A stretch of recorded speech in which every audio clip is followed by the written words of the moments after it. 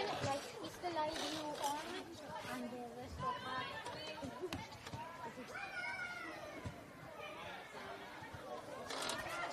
I don't like rest of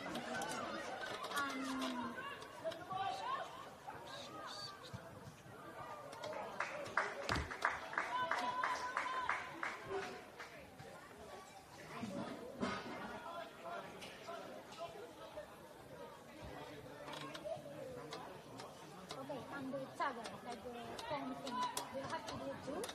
Like the info in the tagger, like the app on the phone, where you put like those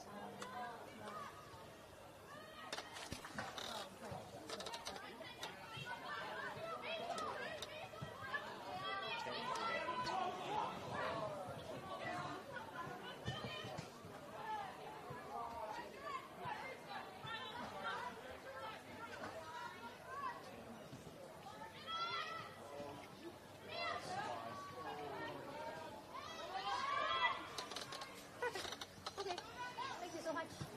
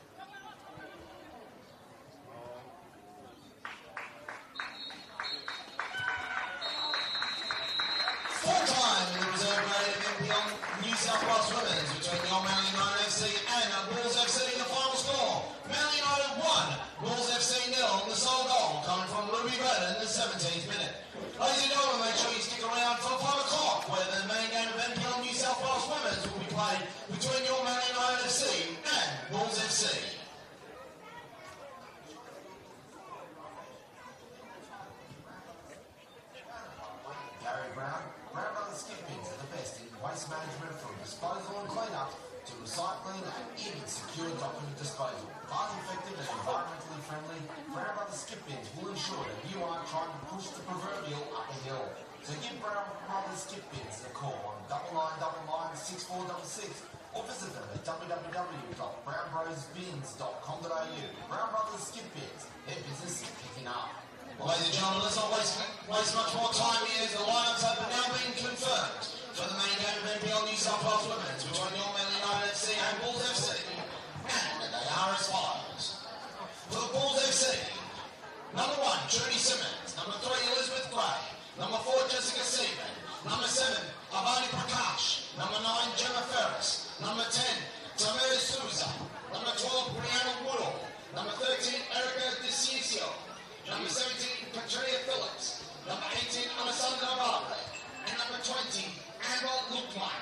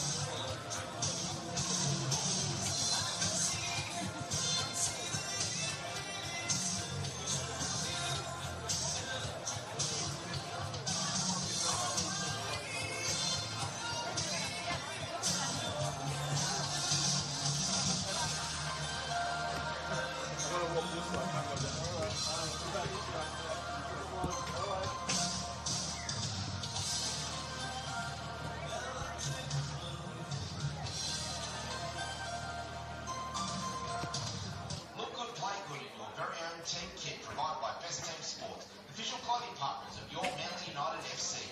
Get kitted out in the very latest team wear, everything for on and off the field. 100% Australian owned and with the ability to customise their jerseys, you are sure to get what you need to look your very sporting best. Don't get left behind. Get in touch with JK and the team at Best Team at Unit 2/14 Polo Avenue Motorville or go online at www.bestteam.com.au.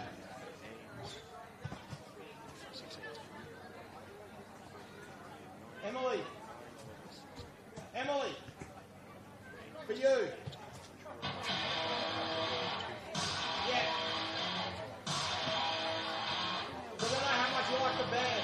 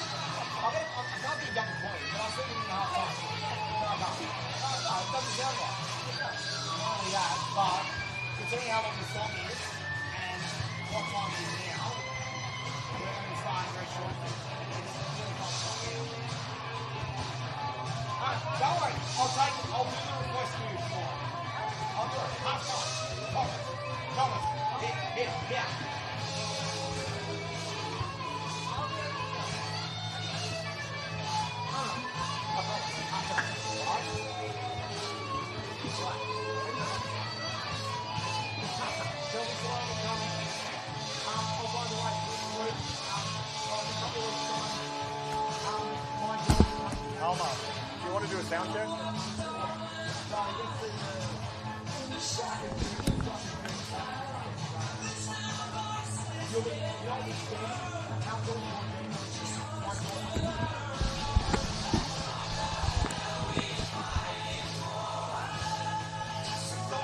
Let's go to normal volume.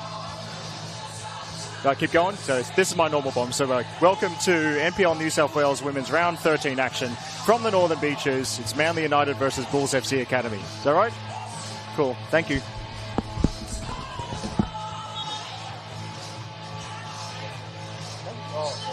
It's all downhill from me. So it's just going to get worse and worse.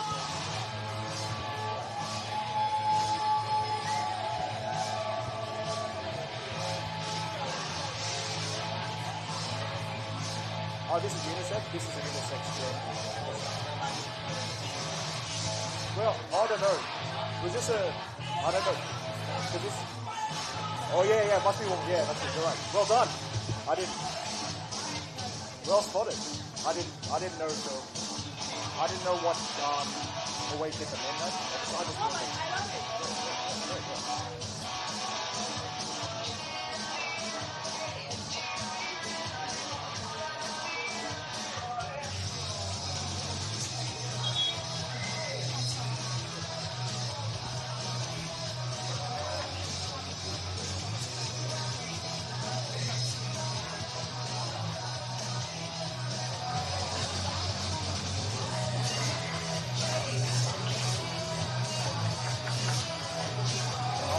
start talking when the music goes softer.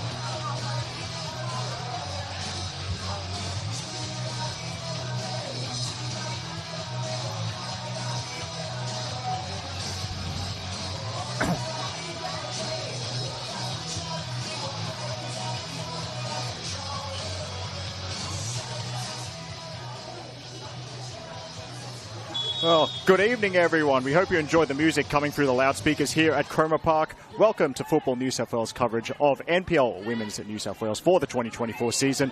We're nearly at the halfway mark of the competition. It's round 13 out of 26, and we're at the home of the league leaders, Manly United, as they host Bulls FC Academy. Earlier on there for Amber Lookmeyer, who's crowded out by Manly United defenders. And as we go, as I said, the hosts are the league leaders. It's been a wonderful season for the Queens of the Northern Beaches so far, and they're looking for the 3 points that will keep them top of the table as we enter the second half of the campaign. Eric Subihana here on the mic from the Lucas Neal stand here at Cromer, and this should be a wonderful exhibition of the top tier of New South Wales women's football. Plenty of talent on both sides.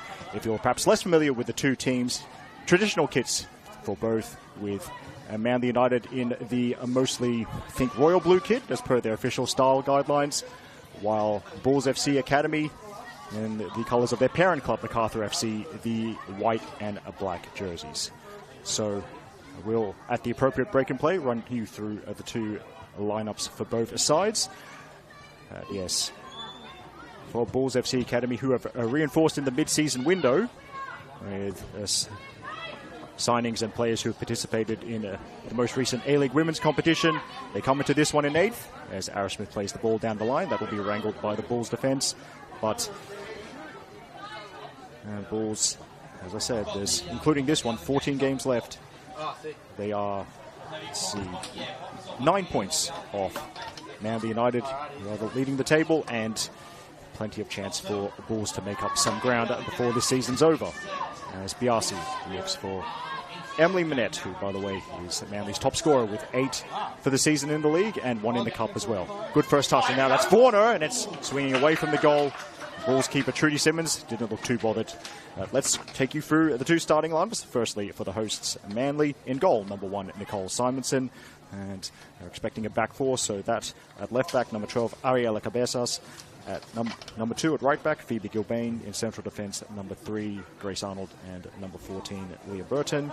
3 in midfield, including the captain at number 6, Ruby Jackson, and the 2 Alexias, number 8, Alexia Forner, and number 10, Alexia Carastal. And 3 up front, number 16, Daisy Arrowsmith, number 9, Emily Minette, and number 11, Tegan Biasi. So Carastal immediately into the action and winning a free kick as the two number 10s go head-to-head. Foul called against Tamira Souza. By the way, shout out to the third team, the officials. So in the centre with the whistle, Harriet G. Assistant on the near side is Jake Rose, and the assistant on the far side, or the far post side, as I like to call it, because that's the name of that establishment across from us. The assistant over there is Aranath Gobinath. As Carastal, the flat delivery, headed away by Souza. Burton leaves it for Arnold. And the RC turns. Gilbane had the hand up for the switch. Forner nearly got it to Gilbane, who'd found some decent space nearest to us. And by the way, Gilbane will start as a defender, but expect her to run up and down the right-hand side of Manly's formation for the whole game. Carastal. One-touch pass from Minette doesn't work out, and now Avani Prakash trying to bring it away before Cabezas gets her foot in there for Manly.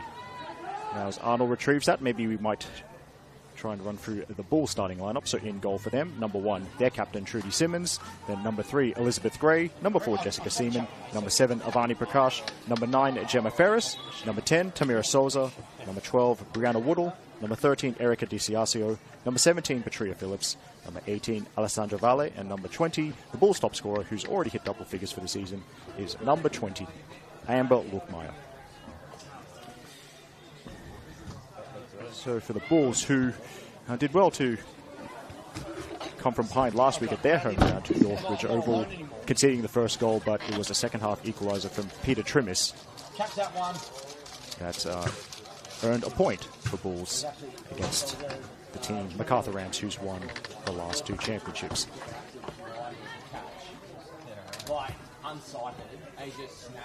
And I think, if memory serves me correctly, I'm going to have to do some research on the fly. I think Peter Trimmis of the Bulls not in action this week. From memory, she's been called up to the Australia under-23 side, who is currently in Sweden as they prepare for a 14 tournament with 3 European under-23 national teams.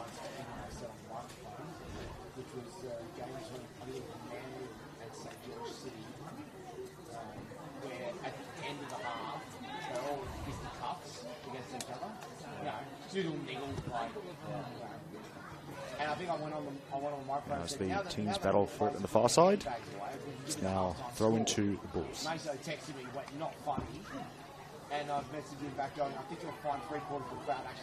Jackson plays it to Carastal as the hosts come away with it. There's one of those trademark Gilbane runs, but it stays centrally with Minette. Good turn, and now they attempt a through ball to Arrowsmith, and Simmons off the line. She's got to be quick, and she does get there ahead of Gilbane, who had continued to run all the way into the box. A good sign of early intent from Manly. As that deflects of Carastal. Forner. And it's Lukmai stealing it on the blind side, but it will be a Manly throw, by the way. Here's the 2 sets of substitutes. So for Manly United, they can choose from Bonnie Adams, Nicole Stewart, Sian Bozanic, Hallie Smith, and Ruby Vernon. Vernon, by the way, scored the winner in the reserve grade game played before this one, which Manly United won by 1-0. And the final Manly sub is the backup keeper, Christy Cannongieser. Manly United's coached by Tom Hopley, who from memory is now in his 4th full season in charge of the Manly United women's first grade team. Now we'll take a bit of a pause, as it's a sore one for Ruby Jackson, but she'll try and walk it off. And I think we'll get back underway shortly, so it's good to see the Manly skipper isn't too bothered by that contact. And by the way, Tom Hopley, very ingrained within the club here at Manly United. He's coached here for a long time, also involved with coaching a girls' youth league team and also one of the SAP teams. So fair to say he's here a lot. As we get back underway, Fauna won the battle with Prakash. Now Carastal bouncing it off Arrowsmith and Jackson. So she decides to go for the safer option, which is Grace Arnold. And it's an unfortunate one there. Good vision from Arnold. Cabezas couldn't control the ball. And the Bull subs, there's only 5 on their bench, at least according to Dribble. So they have Maya Khalil. Maya Khalil's one of the subs, as is Anna Kokori, Ardon Surjan. The backup keeper is Isabella Coelho. And on her return to Cromer Park, it's a former Manly United player, Aurelia Collins. And the Bulls, they are coached by Renata Jolin.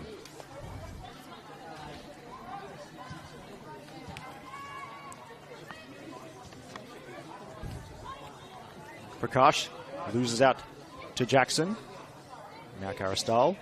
And there's the tracking back from Petria Phillips for the Bulls. Now Souza. Nice little give and go. So Fauna getting across on the cover, but Phillips was stronger.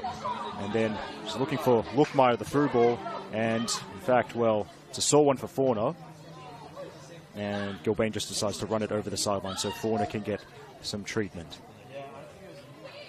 Let's see, well, happened right in front of the Manly technical area, and immediately they're showing some concern.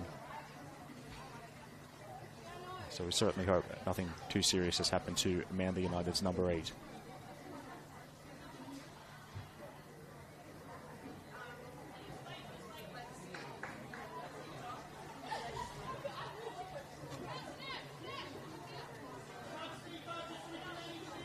Well, Forno, I thought that was what was going to happen, because Forno technically off the field, but a bit too close to the sideline for Harriet G's liking.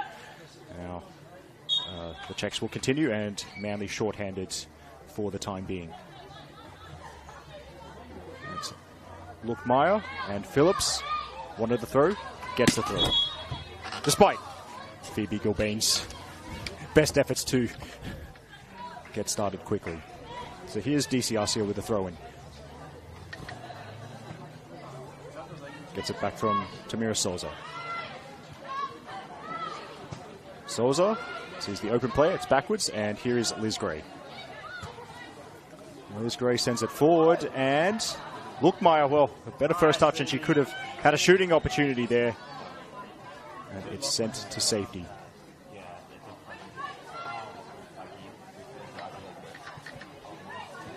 Gilbane just looking for distance, toes it away. But it's a decent spell of pressure from the Bulls, as we're almost 9 minutes, oh sorry, almost 10 minutes in to action here at Cromer Park. And it's goalless between Manly United and Bulls FC Academy. Lookmeyer, and flag goes up that time against the Bulls' leading scorer, Amber Lookmeyer, with 10 for the season. And she's very, very fast. We saw that when Lookmeyer really burst onto the women's first grade scene last year with Spartans. It's a good pickup for Bulls, but even they couldn't have anticipated what would happen over the Bulls' first 11 games. Amber Lookmeyer scoring 10 times. Now, Phillips has stayed on side, so Gilbane's got to hurry.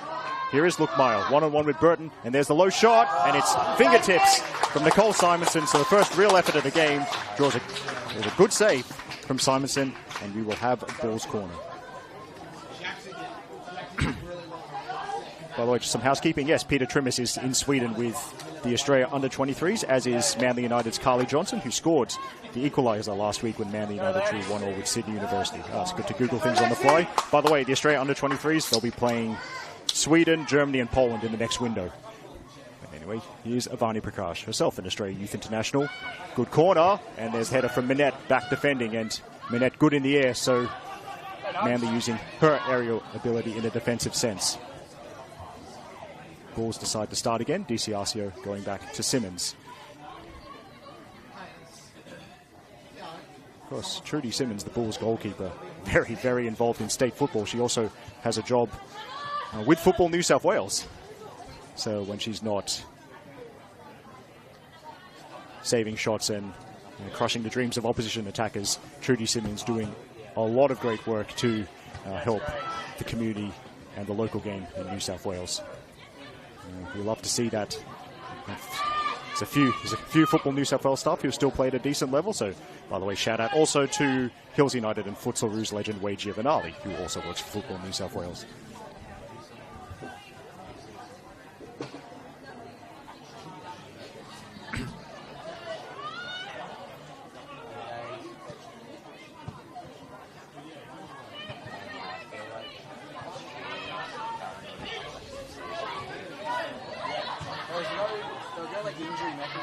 Back it goes to Leah Burton.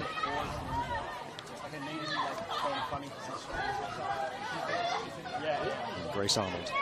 And Jackson is immediately pressed by Prakash, so back to Arnold it goes. Ooh, wins well. Phillips, I think, saw that one coming. Now the flag's up again. And, well, when you're as fast as Amber Lookmeyer is, you would want to take risks and try and break the line as often as possible. According to AR2, the assistant on the far post side of Chroma Park, Aranath Gobanath, she moved a little bit too early.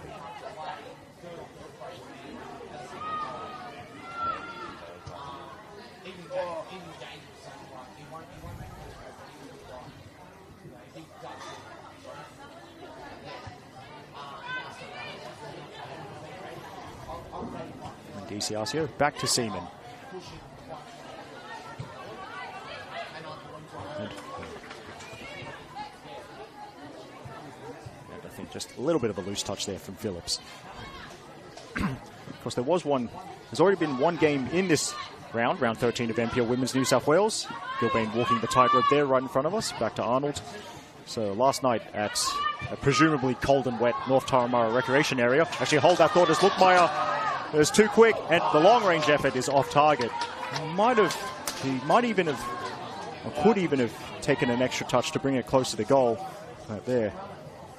And that's the warning, if Manly needed it, that Amber Lookmeyer is on the hunt for every half opportunity, every quarter opportunity that might come away. Because Lookmeyer got the toe to the ball ahead of Leah Burton, who's in possession right now. He was nearly eyeball to eyeball with Manly's goalkeeper. Now, Biasi for Manly, leaves it for Burton. And Liz Gray steps in and smashes it back towards Simonson. In fact, it'll be left for Arnold.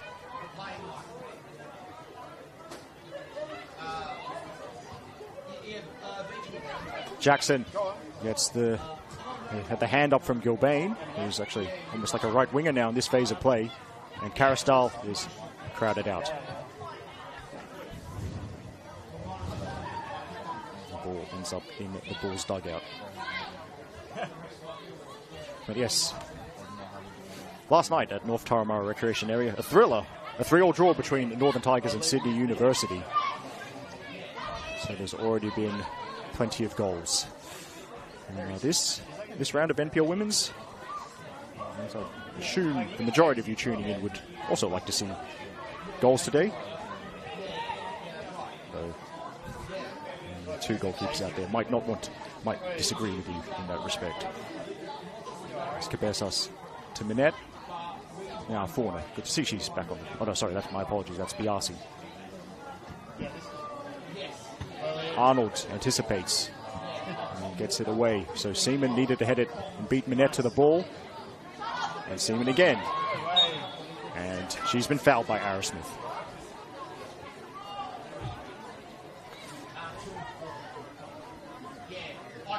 Yes, there's this is one of 5 p.m. kickoffs for NPL Women's today. The others, just quickly, it's a massive game at Linwood Park. MacArthur Rams versus RPL Leichhardt, called by the Serbian Martin Tyler, Nikola Pozda, as Gilbane didn't like the attention from Phillips, and Harriet, she agrees with that sentiment. But yes, there's also a really intriguing game at Blacktown Football Park, where UNSW's new star signing, Abby Lemon, might have the chance to score against her former club, Blacktown Spartans.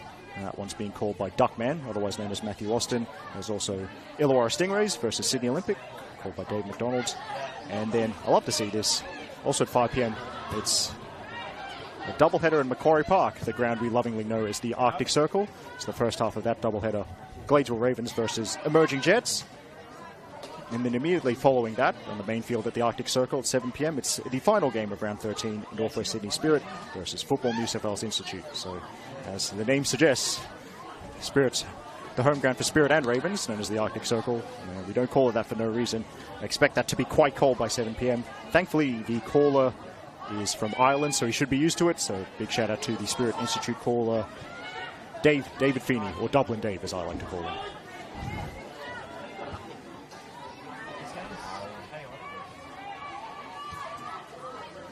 Fauna plays it back to Burton. Lookmeyer anticipating the back pass, so Burton just faces forward, and then, well, Jackson couldn't keep it in play, but the flag was up for offside anyway. And just complete my thought about streams coming up, there's also a very important game in the women's second tier, the League One Women's Match of the Round from Jensen Park, a 6 p.m. kickoff between Bankstown City and St George FC. So 5th place Bankstown against 4th place St George. 2 teams trailing in the wake of the League One Women's League leaders Hills United, but trying to keep up with the win from the Hills with 3 valuable points. And the League One Women's Match of the Round, that'll be called by... Actually, let's see how this plays out first. Jackson gets it to safety. That's good defending, and Ruby Jackson in midfield today, but can also play as a central defender, and you saw that ability in that particular passage of play. But yes, Bankstown City versus St George FC, called by the woman we like to call the Professor, Melissa Muscat, who's entered the commentary team this season and has done a very fine job with the commentary. So, League One Women's, Bankstown City versus St George FC, 6 p.m. Grace Arnold plays it forward. And Biasi might have been a bit late there on possibly Ferris. But nothing untoward seen by the match officials.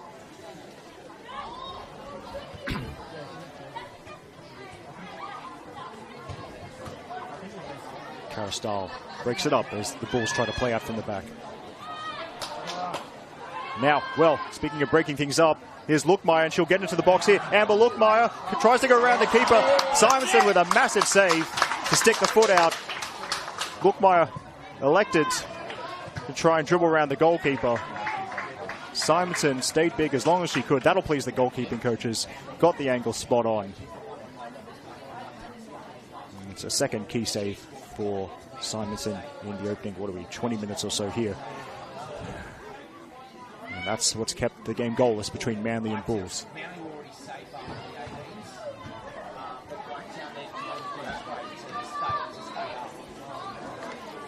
Oh, well, Minette almost kept that in play. And if she had, she would have got the jump on Jessica Seaman there. There was, there were accusations that we threw the match to make sure that Bankstown stayed. It was basically a handshake where no one wanted Bankstown to stay up. So there's an accusation we threw the match.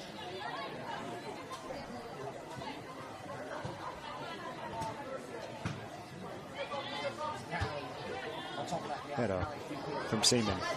Followed up by a header, a bit of head tennis from a few plays, including Jackson. And Arnold well inadvertently clears it into a captain, so Simonson has had enough of that and sends it into the night sky. Now Minette's got the better of Seaman here. Is there possibly an opportunity for Manly? And around on the cover. Well, it's still on for Carastal. He goes back to Fauna. And then they tried to find Cabezas on the overlap. Ball goes out of play.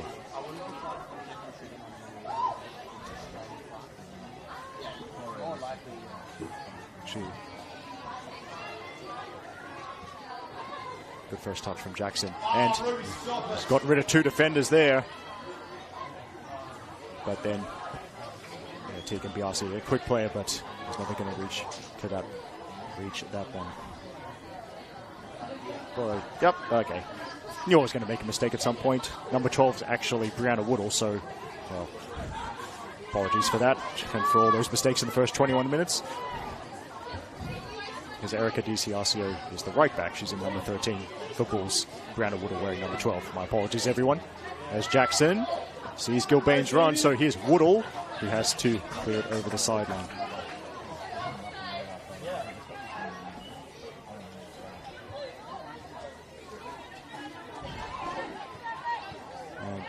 Carastal couldn't get that first touch past Woodall. She's an interesting signing. One of the players that have come in after A-League women commitments have finished.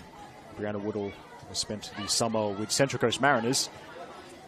One of the players that helped them in the Mariners' return to the national women's competition, reached the semi-finals. Great job done by everyone. And I'd like to think the Mariners A-League women's team really a showcase of what this competition has to offer. Plenty of players and coaches who got their grounding, so to speak, in this competition. And none more important than A-League Women's Coach of the Year and fellow Leeds United fan Emily Husband. What a big weekend she has, by the way. she'll be sweating on that tonight's playoff final for promotion back to the English Premier League between her beloved Leeds United and Southampton. But yes, Emily Husband, A-League Women's Coach of the Year. And 2 years ago, she was also NPL Women's New South Wales Coach of the Year when she led Sydney University to the Premiership.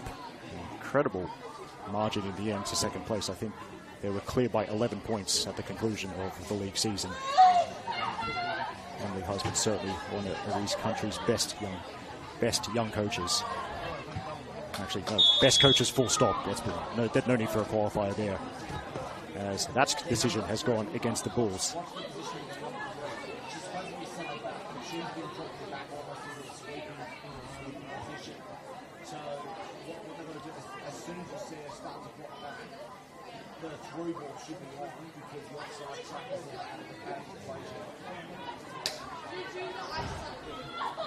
Now Caristal will be staring at 3 in the wall, and Manly's number 10 thinking about how she'll approach this set piece. Trudy Simmons yelling out the instructions for the Bulls' defence as the signal. It's an outswinger. It's a great header by Liz Gray. Now Forder goes from long range, and does it break for Manly? No, it doesn't, because Seaman sends it over the sideline near halfway. Now, of course, I'm sure you've noticed, Manly attacking set pieces, they're going to have to be absolutely on the money tonight, because the Bulls have to have the tallest central defence in this competition by a long way, with Liz Gray and Jess Seaman. So whether Manly have cooked up something in terms of variations from attacking set pieces, we'll see over the remaining 65 minutes or so of play.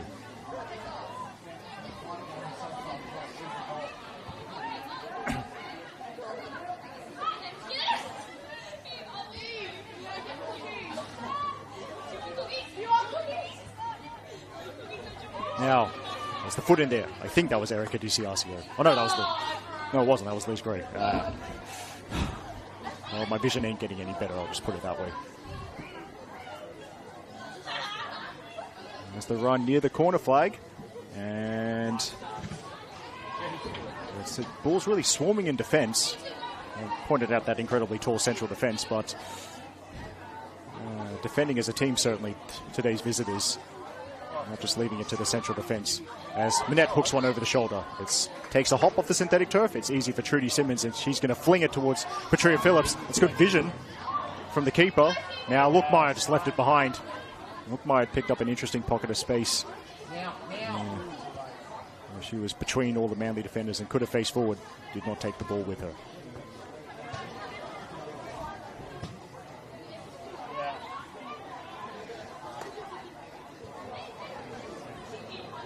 Now Bertmore, she's got to be quick because Tamira Souza's pressing. Now Biasi, then Forner.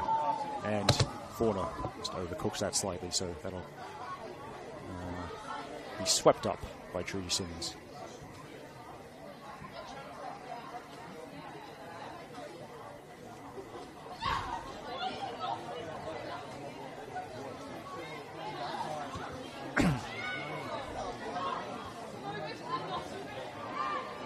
Arnold, who dropped off to pick up the second ball from that aerial contest.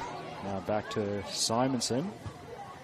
Simonson going left from Manly's perspective this time, but that was an awkward one. It's a bit unlucky for Cabezas.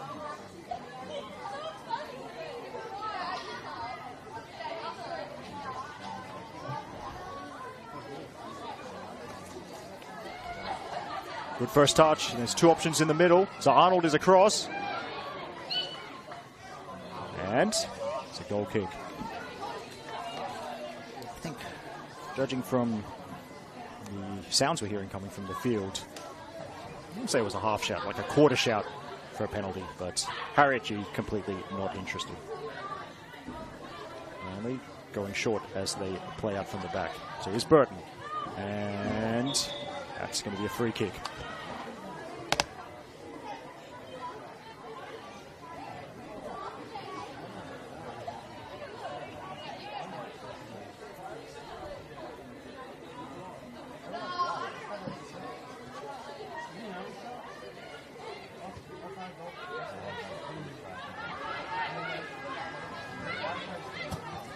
Arnold looking for Gilbane. Who's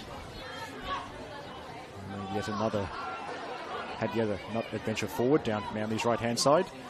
And now it's the Bulls with Simmons and then Seaman. Oh, by the way, in case you are wondering, perhaps if you're a A-League women family from years gone by, yeah, that is the player formerly known as Trudy Burke in the Bulls goal. So she's now known as Trudy Simmons. And Simmons or Burke, or however you want to know her, she was a W League, as a competition was known then, a W League Premiership winner with Canberra United in the 2016-17 season. So certainly a great asset to Bulls. A club that is now, it's their second season back in the top division after earning promotion from League One Women's at the end of the 2022 campaign.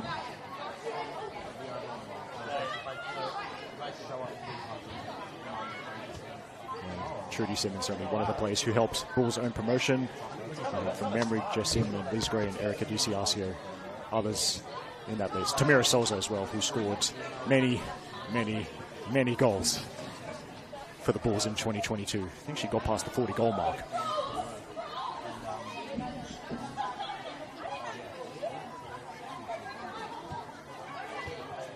Ferris. Under pressure from Ara Smith. Ferris. And just good composure from Ferris. At least not to bomb it away, but then the pass just a little bit off target. So as Gilbane works it back to Arnold. That will swing out of play.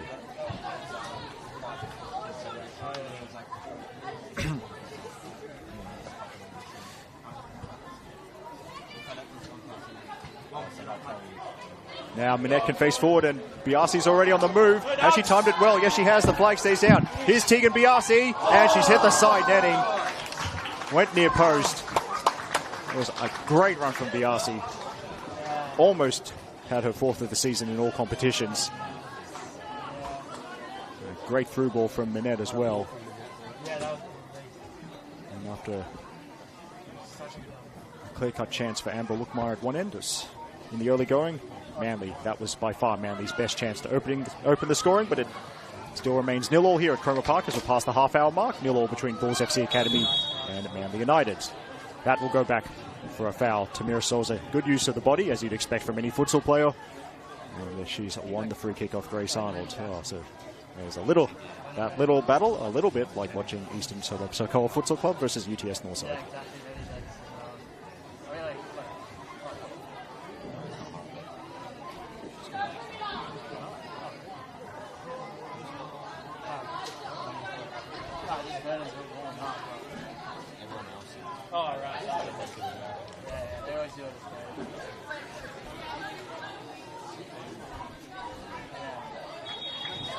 Three in the wall, and Seaman lobs it into the box. Prakash found some space, and for a player so technically gifted as Ivani Prakash, unusual, and how fortunate for Manly that the touch went behind her as Manly tried to take it the other way, but Liz Gray read that like the Sydney Morning Herald, and now she's in midfield, but then just, well, pass was off target anyway, but actually going to take it back for an offside.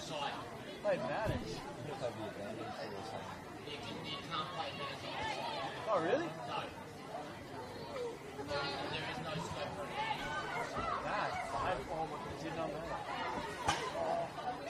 And the exchange of passes there was DiCiascio and Prakash, but it'll run out near the far post.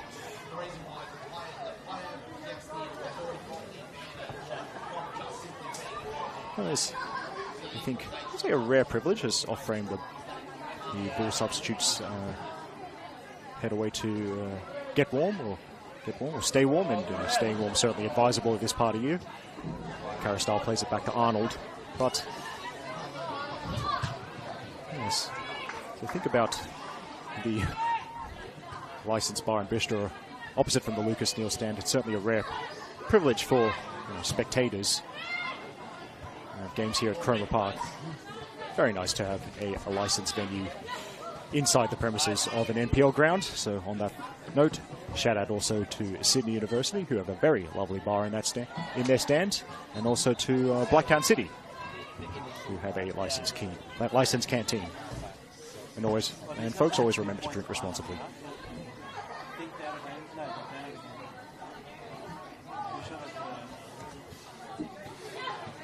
Woodall and back to Minette, and Minette finding Carastal. Good burst of speed. She's got runners, and now Biasi didn't get that through ball because of the defensive work from Seaman. And now it's opening up a little bit. The flag is up again. I thought Phillips was in a lot of space. Well, it'll get whistled eventually. There it is. I was wondering why Phillips was in that much space, but Aranath Gobinath had the very straightforward answer for us because she was offside. And of course, in New South Wales women's football, we don't just have a league now, we're also into the second year of, well, I'm not normally given to hyperbole, but I do truly believe that the Sapphire Cup, the knockout competition for football New South Wales women teams, I do believe it is the greatest cup competition in the world. And the greatest cup competition in the world now in its second edition. So entry still optional for NPL women's teams and League One women's teams, as we'll see. I'll just check on Ferris, I think. Yeah, Ferris, but good to see she doesn't need any treatment. Yes, the Sapphire Cup is in its second edition after the inaugural edition in 2023 was won by RPL Leichhardt with a 2-1 victory over Northern Tigers in last year's cup final at Leichhardt Oval. Bulls did not enter this year. Manly United did, and they're through to the final 16 after a couple of weeks ago a 5-1 win over Blacktown City at Landon Stadium, as Aaron Smith nearly picked up on that half clearance. Oh, yeah, Manly United versus Blacktown City. You could call that a liquor license inside the ground derby. Manly United actually was at Landon Stadium for the second half of that game. Blacktown City did well to put the young Manly side that was out there under pressure that night, but in the end, Manly getting safe passage through to the round of 16. As the cutback possibly for Carastal, who goes back to Minette, and Minette drives for goal, but nowhere near the power to trouble Trudy Simmons. Emily Minette, who scored a goal in that Manly United Sapphire Cup victory over Blacktown City, actually, as did Daisy Arrowsmith and Tegan Biasi, and one of Manly's substitutes for today, Ruby Vernon. Minette couldn't find the strike that would take her to double figures in all competitions. Big collision there, and let's see, I think it's going to go against Bulls, judging by the body language from Woodall. Firstly, Phoebe Gilbane. Yep, she'll get up a bit slowly, but she will get up. Phoebe Gilbane, one of the toughest players in the league. Looks like she'll walk that off.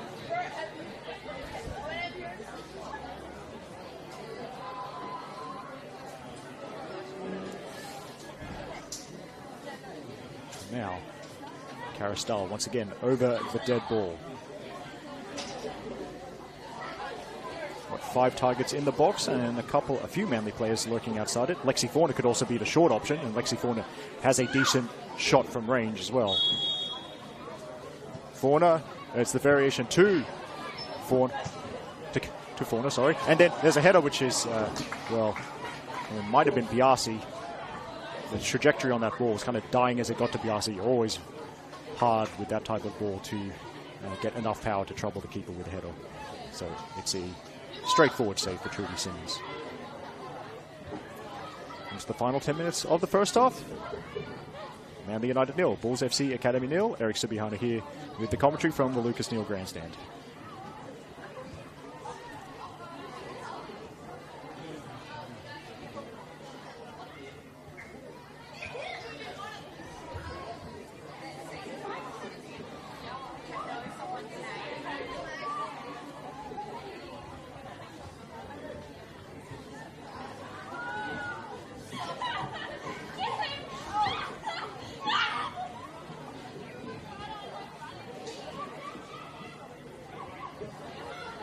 Carastal, adventurous first touch, looking for Biasi as well. Jess Seaman with a comprehensive clearance.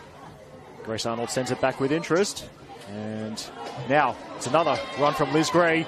And then just overran it slightly and has conceded the free kick. But to be honest, not that I would ever encourage the dark arts, but not a bad foul for Liz Gray to concede as a centre-back out of position, but just making sure that nothing happens before she can get back to the defensive line. Once again, not that I would ever encourage the dark arts. Now, could have been a bit of a sore one. We'll go on with Lookmeyer. And Lookmeyer, that's Arrowsmith back to cover and then just opts for safety over the sideline. We keep one eye on Tamira Souza off frame, and in fact, Harriet G. She's got to check on Tamira's first.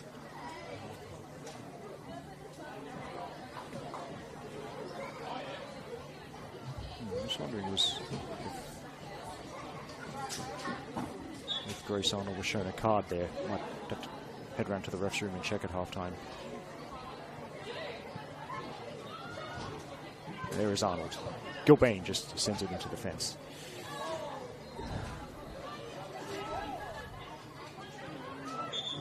And, oh, well, foul throw. So that ends that Bulls attack.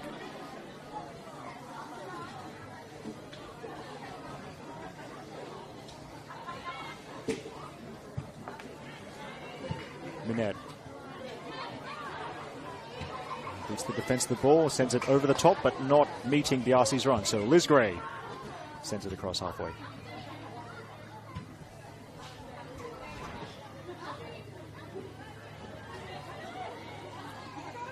Ball's using the right side, and there's the overlapping run, I think, from Biasio. Didn't get to her instead, as Leah Burton finds Fauna. And Fauna, well, here's Minette, and Minette trying to get the touch past Jessica Seaman. That slide tackle is clean as a whistle. Ooh, hang on. Ooh, we hope that's not as bad as it looks. That's a sore one for Jess Seaman.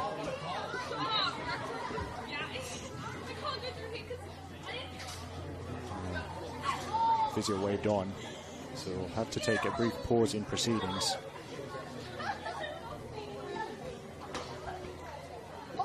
Check on the Bulls number 4, who is having another great season. As Jess Seaman almost seemed like she was in the team of the week every week last season. Good to see she's at least sitting up, but whatever, as she executed that slide tackle, which by the way is a brilliant slide tackle, just saw one for her.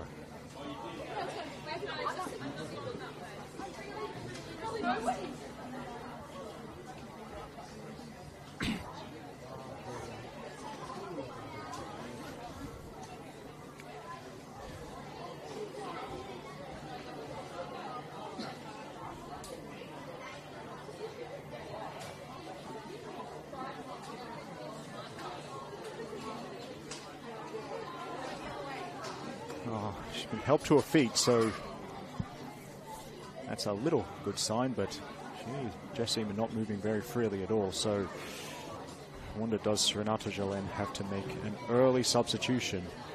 It would be a big blow for Bulls if they were to lose Seaman's services before the halfway mark of the game.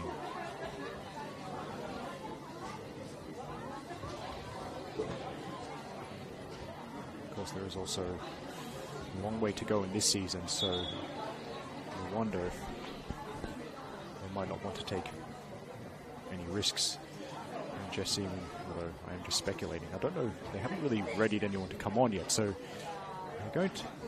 Jess Seaman is going to tough it out for now, and there's going to be whatever. Well, let's see. I'm talking to her. I haven't seen a signal from the physio which would suggest that they're going to make a sub, so just Seaman, I think, just going to try and see if she can get back on. But Bulls have to reshuffle, and they're down to 10 players for the time being. Lovely drag back from Tamira Souza. Now Prakash found a pocket of space which quickly closed up. Prakash again. DiCiascio. I think that was Alessandra Valle who was chasing that, but it was dealt with by Manly.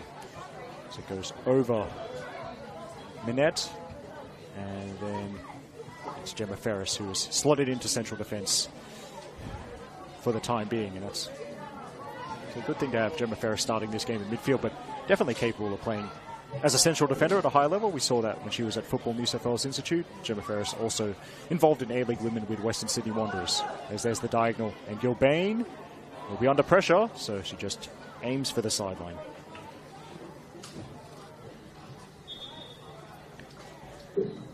By the way, shout out in advance to League One Women's reporter Justin Davies. 30 minutes till kickoff in the game he's covering. And he's not at the venue yet. That's normal for Justin. I thought I had bad punctuality. Turns out, bad is a relative term. Now, near the corner flag, Jackson not wanting to let the cross in as they double up on the ball carrier. Do Manly, and that's actually well done to win the corner. So that's it, and well, this would be the ideal time for someone tall to come back onto the field. So I can see Jess Seaman she's not moving 100% freely, but at least Bulls are back to their full complement of players. And I think Trudy Simmons has actually trotted up to the centre circle for now. Let's have a quick chat to her central defender. But first, this Bulls corner, their second of the game, and everyone is back for Manly to defend it. Decent delivery, and headed away at the near post. Biasi trying to prevent another corner, and she has...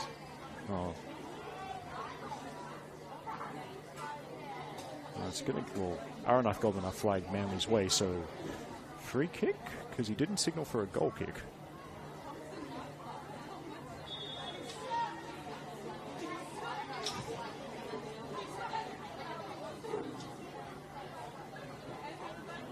Yes.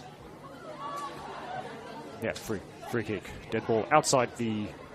What's the technical term for that little box? The goal area. But yeah, we're back underway. Probably need to brush up on my knowledge of the laws of the game, to be honest, but yeah, that's a question for later.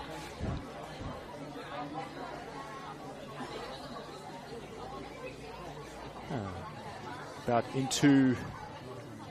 pretty much into first half stoppage time, so there's no fourth official in this competition, so your guess is as good as mine. Now Burton, it's going to be awkward if he tried headed. Could have been an underhit back pass. Tamiris was anticipating, but I think goalkeeping coaches call that a good starting position from Nicole Simonson, because she was actually all it took was a couple of steps forward for the Manly keeper, and she was able to clear to safety, beating Tamiris to the ball. Arrowsmith, and Arrowsmith with tackle from Gemma Ferris. Now it's DiCiascio. There's the run. And again, there's the starting position from Simonson, and she collects possession. A couple of stoppages, but can't imagine there'll be too much time added on as well. Alexia Fauna with a little bit of a heart attack pass, lobbing it back to a central defender with attackers rushing towards her, but Manly have worked it forward anyway. Here's Manette, and now Tegan Biasi left side of the box. Here's Biasi, and it's gone just wide. Oh. You could hear the anticipation from the crowd in the Lucas Neal stand. Another big chance to Biasi, which goes wide. That's the final kick of the ball in the first half. Still goalless between Manly United and Bulls FC Academy as the teams head to the dressing sheds. Amber Lookmeyer has some good chances early on for the Bulls, stopped by good goalkeeping from Nicole Simonson, while Tegan Biasi, as we just saw, is Manly United's best attacking outlet in the first half, at least the way I see things. So we'll take a short break. About 10 minutes or so. Thanks for joining us on the Football New South Wales YouTube page. This is Eric Subihano with the mic, and we'll be back before too long. See you in a bit.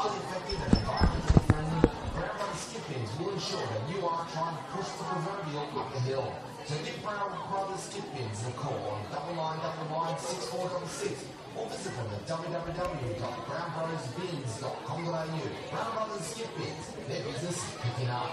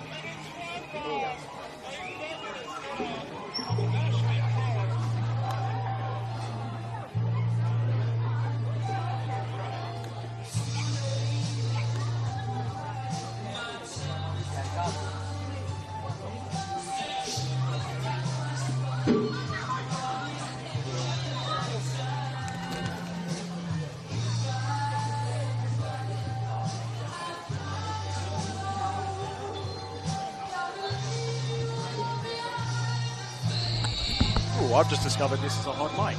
I just like to say this grand announcer's a prick.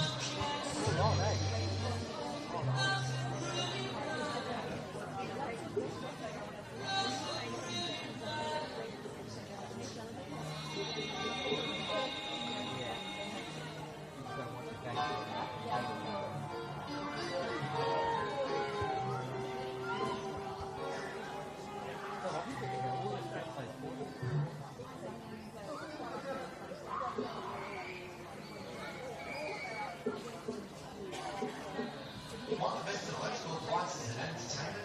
Then make sure you visit our good friends at Bingley, Valgalla and Motorway. Besides the customer service and their famous negotiable prices, you are sure to find exactly what you need for your home and business. So make sure you go and meet the team at Valgalla and Motorway online at www.bingley.com.au and find out why Manly United FC likes Bingley.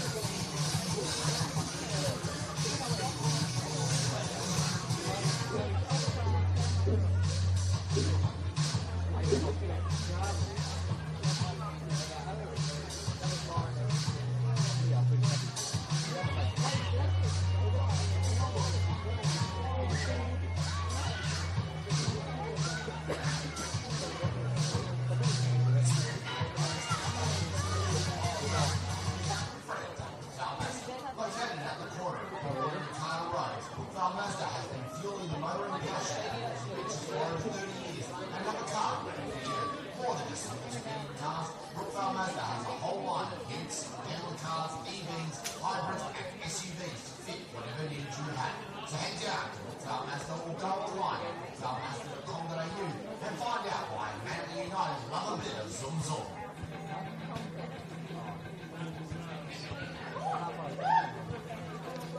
And they want us to grow.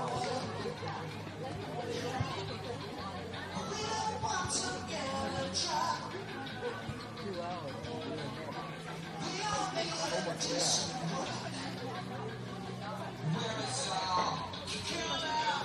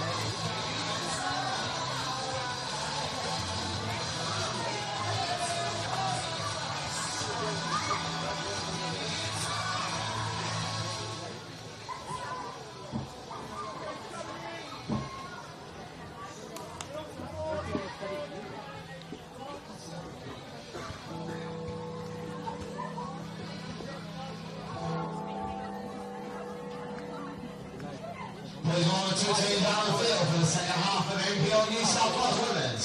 Bulls FC and Your Melbourne United FC, the half-time score, 0-0.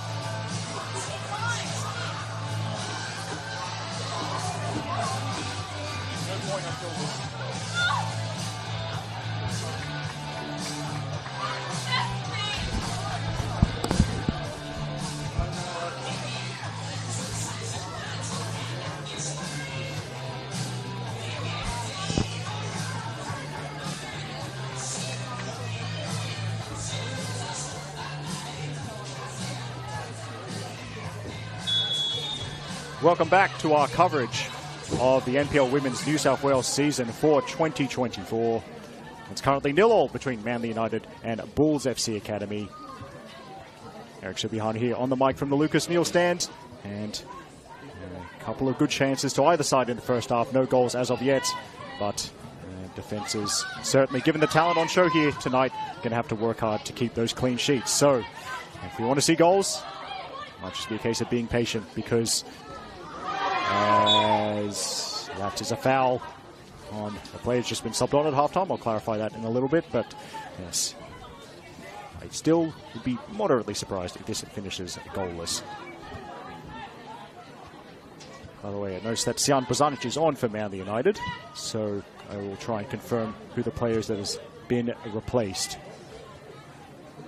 It does, as I just scan all the jersey numbers. It looks like Alexia Forner, who did take a knock in the first half, perhaps as a precaution, Tom Hopley has replaced Forner with Sian Bozanic. So like-for-like swap, Bozanic slotting into Manly United's midfield trio, as Liz Gray sends that over the sideline. Thanks in part to the competitions website and Dribble, thanks in part to the Football New South Wales YouTube page, I have been able to go around the grounds in a virtual sense, and so I've got some full-time scores and some progress scores as well for you. But that's an interesting ball, but good command of the penalty area from Trudy Simmons.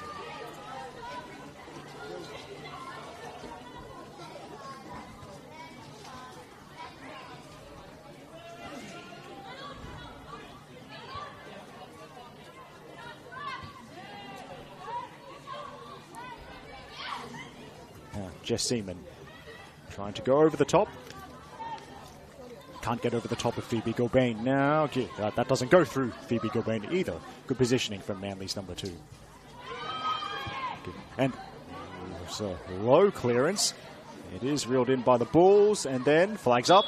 The flag is up from Jake Rose, assistant on the near side to us. By the way, we can confirm, it was thanks to Harriet G, the ref, for confirming this at halftime. Yes, Grace Arnold was booked in the first half, but the only player to go into her notebook so far. I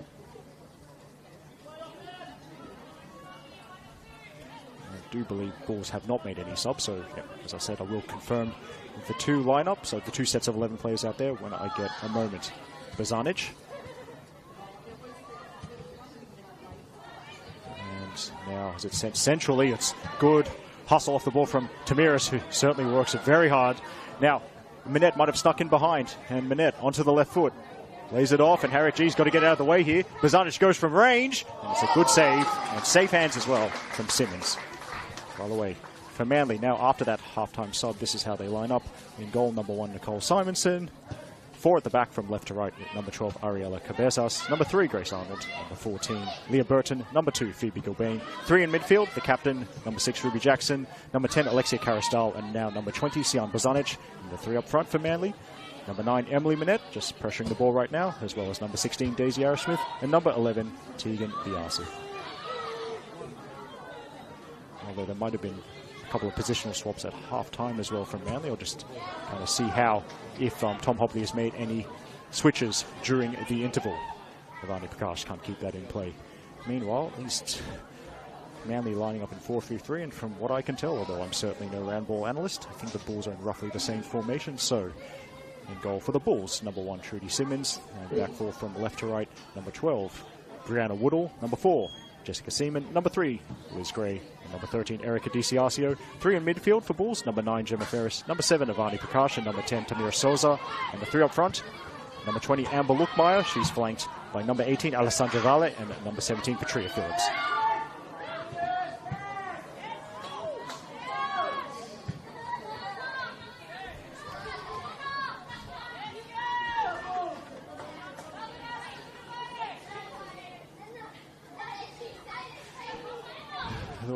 Thanks in advance to Justin Davies, who's given me a very useful amount of League One women's updates, but also because he's at Jensen Park, he's finally gotten there. Presumably he's gotten there just before kickoff as usual for the League One women's match of the round between Bankstown City and St George FC. But he's updated me on one of my favorite topics, the short sleeves and gloves combination. So shout out to Bankstown City's Karen Bennett, who is rocking that particular sartorial look on this very chilly evening. So I looked at the halftime scores as well, because as I said earlier, 4 games that started roughly concurrently to this one. So at Linwood Park, it's MacArthur Rams 1, Apia Leichhardt 1. MacArthur opened the scoring through Tennille Hay, and the equaliser coming from the most likely source for Apia Leichhardt, the player they call the Queen of Blacktown, Ashley Crofts, has scored yet again for Apia Leichhardt. She keeps this up, she may actually reach a century of NPL New South Wales first grade goals this season. It's still a possibility for her, because Ashley Crofts, the 2023 Golden Boot and 2023 Player of the Year, keeps banging the goals in. But yes, 1-1 there at Linwood Park. At Blacktown Football Park, it's Blacktown Spartans 0, University of New South Wales 1. Not sure who scored that. All I can tell you is it's not Abby Lemon. That's all I've got for you. It's 0-0 at Macedonia Park between Illawarra Stingrays and Sydney Olympic. And it's 1-0 at the Arctic Circle between Gladesville Ravens and Emerging Jets. As Lukmeyer thinks about the long-range shot, and Lukmeyer hits the crossbar. Where's it going to fall? On the roof of the net. So, goal kick.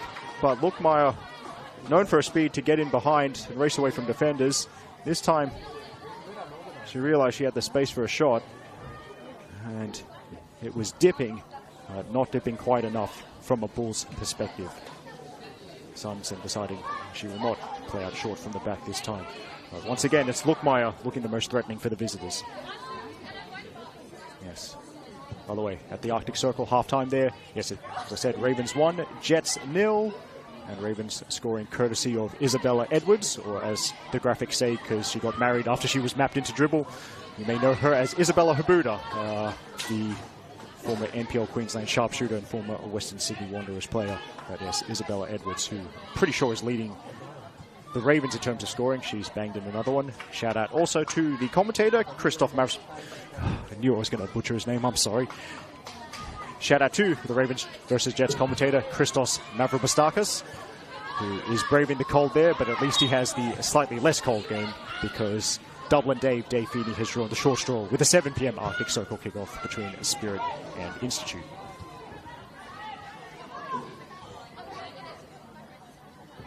Woodall, good turn of speed, and that's the first forward I think she's been for pretty much the whole game. It's going to be a throw-in right near the corner flag.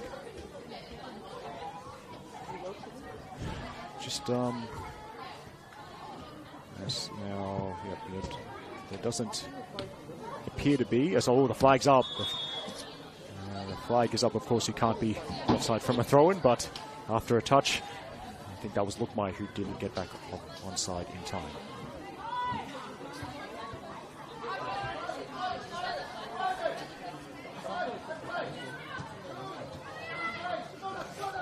Jackson. 1-2 with Bozanic. Jackson again, looking for Cabezas. She's off on an adventure down the left. I think it's covered by DiCiarcio. DiCiarcio clearing it onto the hill to the left of the Lucas Neal stand.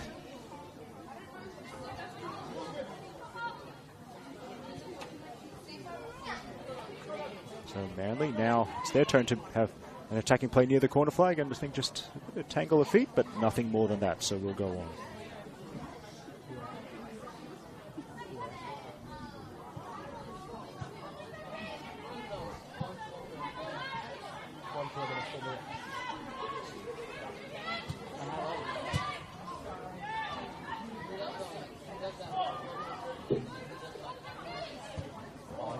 Now, Biasi didn't get through, but now Manly didn't like that tackle, but Harriet G saw nothing wrong with that challenge from Liz Gray, and there's a bit of afters, and Tamira Souza's hit the synthetic turf, so there's got to be some sorting out here.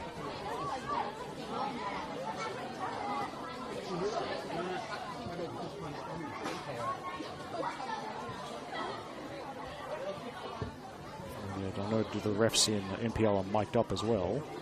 So, could be some discussion from between Harriet G and her assistants. Yep, so she's going to go over. Well, that's actually, well, Trudy Simmons, I think, perhaps hopefully trying to diffuse things. I certainly wouldn't like it if a Football New South Wales employee tried to do the opposite in front of our cameras. But yes, now Harriet G is going to consult with Aranath Gobanath.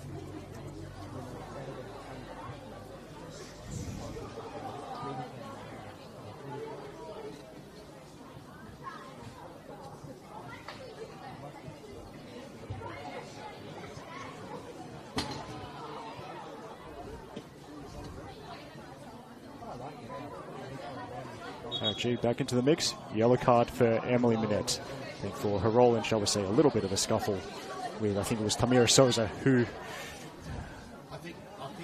took exception to something. And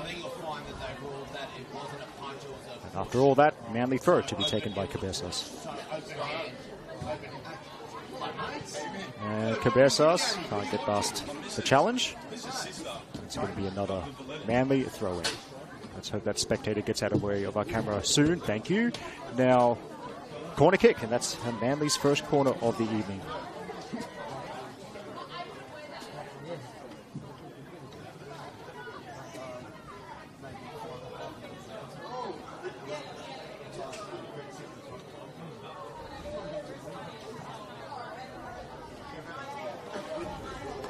So that's Carastal with the set piece duties.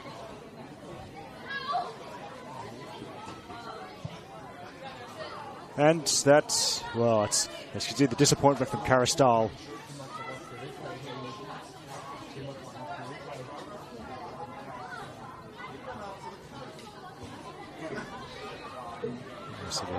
Uncharacteristic from Carastal there, landing that corner on the roof of the net. And the chance over for Manly.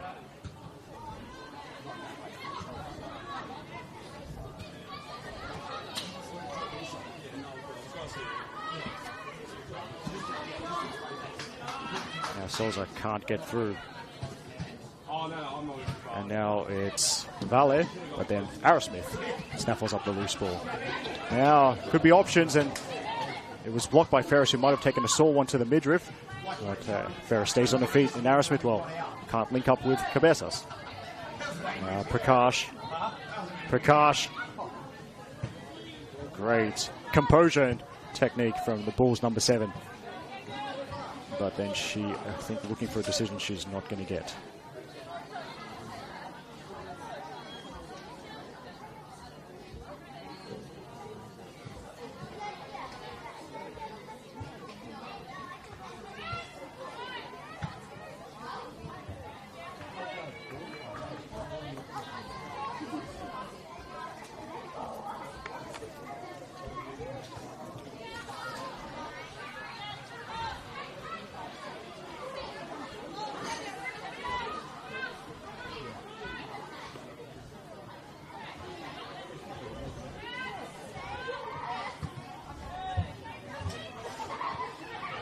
Arnold, good anticipation, got there ahead of Lookmeyer. And so Burton finding Bozanic.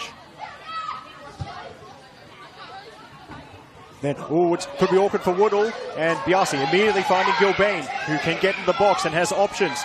Biasi again, and Biasi takes a tumble, but not even, I don't even think a single shout for a penalty there. Could be awkward for Souza. Now, Gilbane, she stayed forward. And she's still got a couple of teammates with her. Now it's low to Minette. Minette lays it off. Bozanic. Goal kick.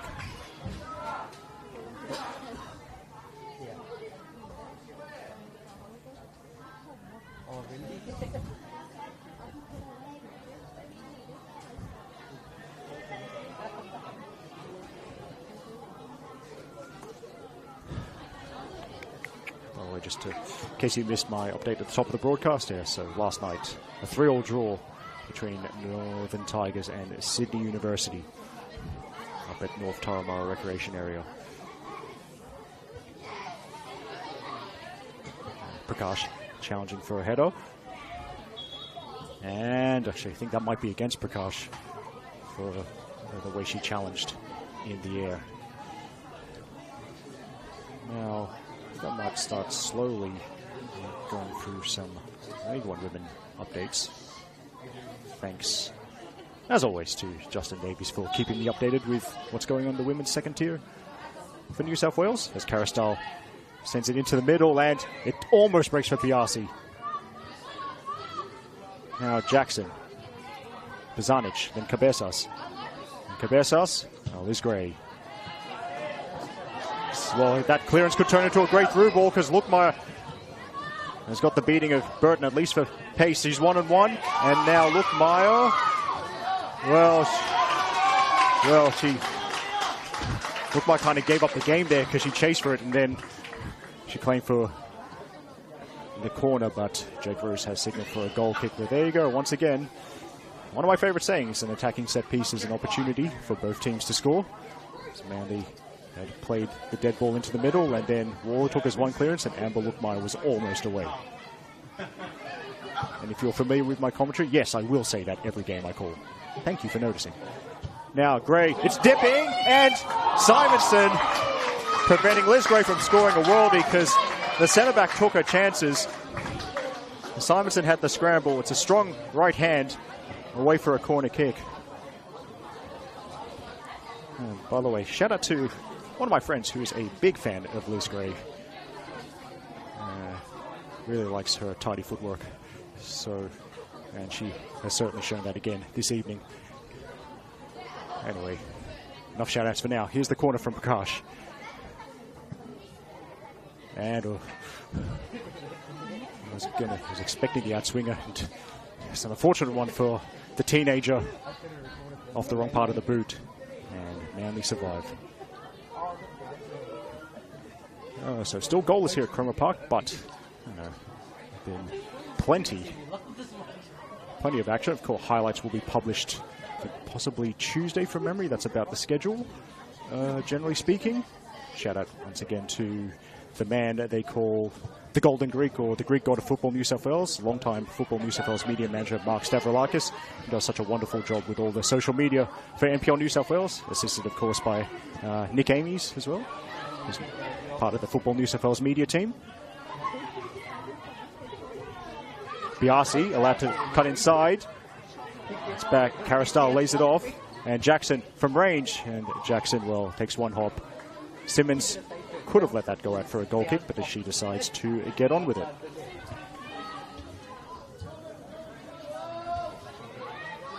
Now Jackson back with the defensive header, which loops up. And Souza uses her body very nicely against Caristal, but then Bozanic stepped in. It's a bit scrappy, but it might work out for Arrowsmith and Minette. Minette lays it off, but that was Seaman. And that's what you want from your team's central defender. She absolutely threw herself at that loose ball to make sure Manly didn't have a chance. And by the way, while I remember, just keep an eye out for tomorrow, or Monday, when the NPL Women's New South Wales Team of the Week is released, collated by 3-2-1 votes for each game from the media. So it's always fun to see who's in the Team of the Week, as Minette has a long-range shot, and Trudy Simmons completely unbothered, hand up, which is the universal signal for relax. So we've got scores from League One Women's.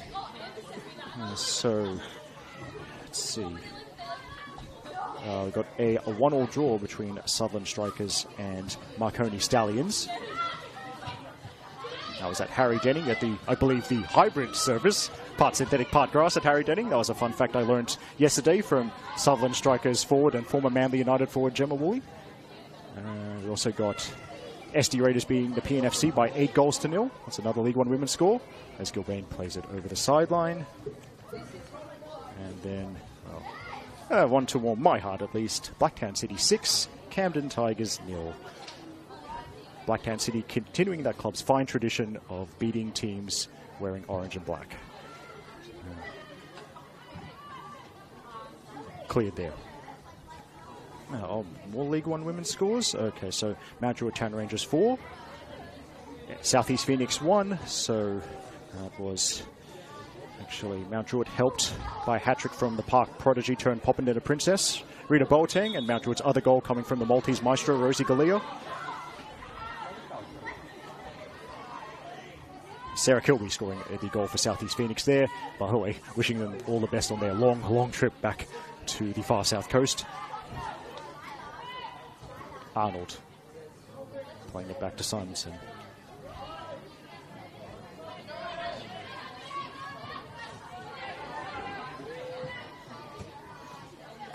Burton tried the diagonal. Instead, Bulls have it. Now it's Ferris. Nice ball, and the flag stays down. This could be a chance. There's the shot. Side netting. And it's kind of one of those ones. Actually, that's ruled out. Ruled that Simonson wasn't beaten at the near post, got the touch. It's going to be a corner kick. I wonder, I mean, if you're in the stand like we are, it's one of those ones where it hits the net from that angle. There's often someone in the crowd who shouts for half a second because they think it's gone in before they realise it hasn't. That's always fun, but it hasn't happened this time. Bulls corner.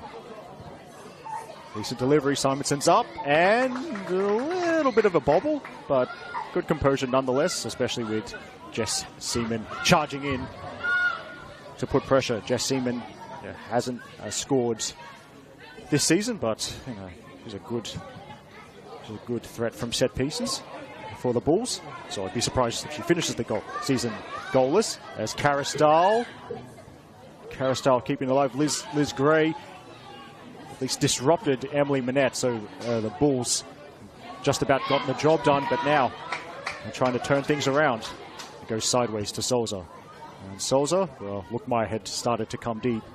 Lookmeyer will now pressure Arnold, but Arnold, well, has given it away, I think, to Phillips. And Phillips, yes, well, even from our angle, we could hear that deflection from Ariela Cabezas, and I think, was that Renato Gelen, the Bulls coach, who agreed?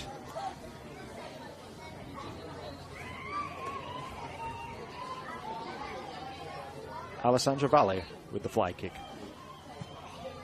Decent delivery. Burton didn't clear it, and then it's scooped over by Ferris. And Bulls looking threatening from those set pieces. And by the way, I did say earlier, Jess Seaman, good threat from set pieces, has not scored this season. And her central defensive partner, Liz Gray, has scored twice.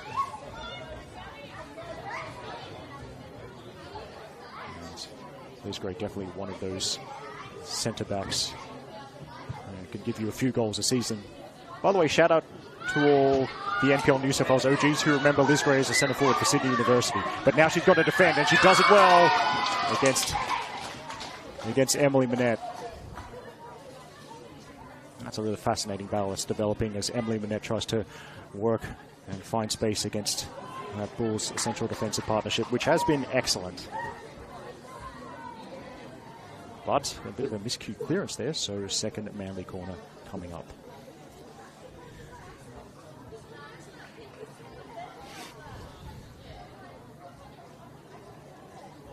Here's Carristal. Bulls have, they've left Prakash up. Lookmeyer is going back to cover the player on the edge of the box. Here it goes, and at the far post, well, it doesn't break for anyone initially. Bulls get it away.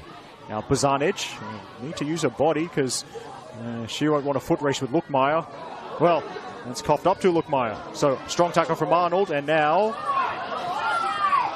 Prakash, flags up. Now I think Prakash was offside in that move, not the player Prakash played the ball to. Oh, I love saying this. There's been a goal at Jensen Park, but for who? Well, Justin Davies will tell us via me. So in the League One Women's Match of the Round, St George FC have taken the lead over Bankstown City thanks to Emma Jane Winston. So who knows, could be more tough times for the Bankstown City coach, Shantakovic. Oh well. Here's Cabezas. And Cabezas, well, passed one way, Minette went the other way. Seaman clears. Now, here's Souza. Now, a quick look over the shoulder to see what support she had. And Souza stayed down, but the officials are not interested. And Burton will move the ball forward. Now Gilbane. Both Manly fullbacks, at least on the same side of the field. And Gilbane gets past Gray. But then that's a combination of DiCiasio and Seaman. Let's stop Biasi from getting the ball. Now Biasi has a second go. And then excellent tackle from Gray.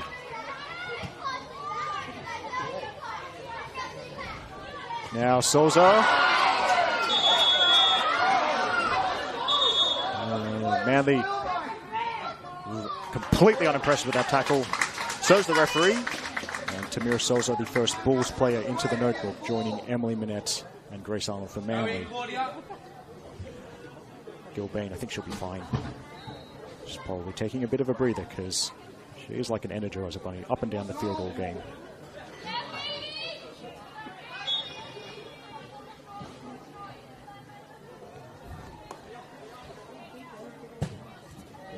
goes direct and takes a bounce for Woodall, and then Simmons gives the shout and takes over possession. Yes, the other two scores I have not said in League One Women's. So, well, I mean, it was a big weekend for Central Coast Mariners. They defeated Interlions by 7-0. A hat-trick from the player I like to call the Razzler, Annalise Rasmussen. Another hat-trick from Jessie Garrett. And the other goal scored by College Matilda's fave, Iona Snape. So, Mariners 7, Interlions 0. And then, that's the other score. Well, a big drama at Bella Vista Public School as South Coast Flame took the lead over Hills United, but it was a comeback from the women of the Hills and a goal each from the Hills United dynamic duo. One for the Maltese Messi, Isabella Chaberis, and one for former Shamrock Rovers player Kaylee Shannon. Hills United defeating South Coast Flame by 2-1, extinguishing the visitors' chances of winning, and Hills United stay top of the table for another week. Now, shouts of handball, mainly from those on the deck at the far post. And they had a great view of it. Well, it's always a great view. If you have the chance to watch a game of football from the deck on the far post, I highly recommend it. Not too many shouts for handball from the players on the field, which I think is telling.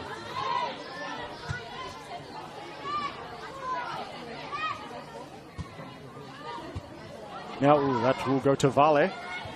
And Vale, well, that's hit the ref, so that will be a Bulls. That possession will go to Bulls. Restart with an uncontested drop ball.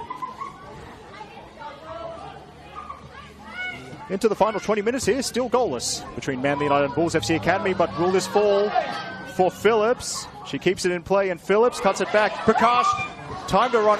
Well, she did time a run to perfection, but it's a great tackle from Leah Burton. Eric Subihana here on the mic from the Lucas Neal stand. We hope you're enjoying our coverage of NPL Women's at New South Wales. A drop at the shoulder from Woodall. Even though she was going backwards, she's at least kept the ball. Now, overlapping run from Jessica Seaman. I love that ball playing central defender, but Amber Lukmeyer, the flag's up, and just started her run a little bit too early. And Jake Rose, by the way, a late change for the refereeing. I think he wasn't originally assigned for this game, but he's filled in as AR1 for this one, and he was also in the center for the women's reserve grade game, which Manly United won by 1-0 over Bulls. But Jake Rose, a young ref, highly talented. He's certainly blossomed over the last few years as a ref in both the NPL women's and NPL men's competitions. And it's good to see Jake.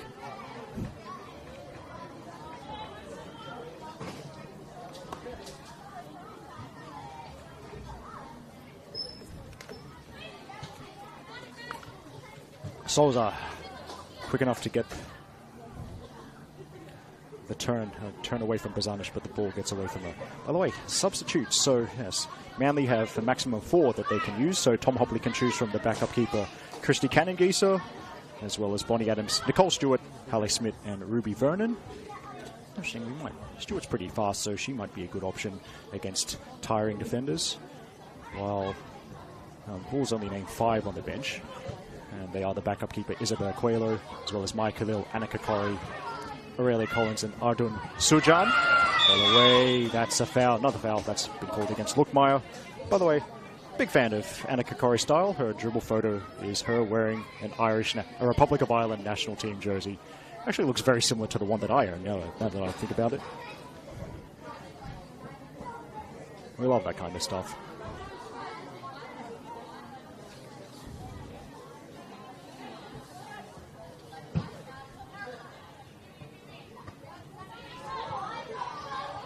In the net, Gray breaks it up. Combination of Gray and Prakash. Now, Cabezas back to Jackson. Bazanic shielding it. Now Burton.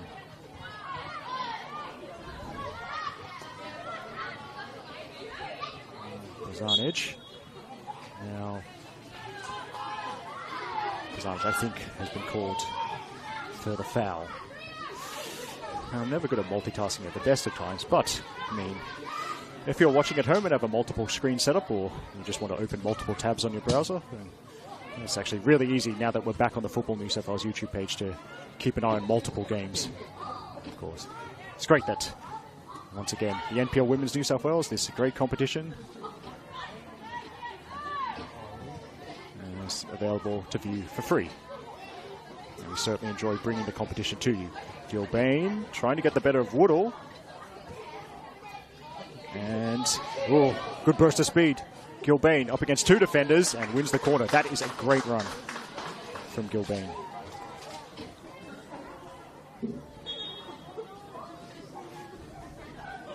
But now, Manly player down. I think that was Gilbane. Oh, sorry, is Gilbane. Adding a grammatical error to the many other errors tonight. Well, got the binoculars out but can't quite see. Oh, now the players are blocking my view. Oh, well.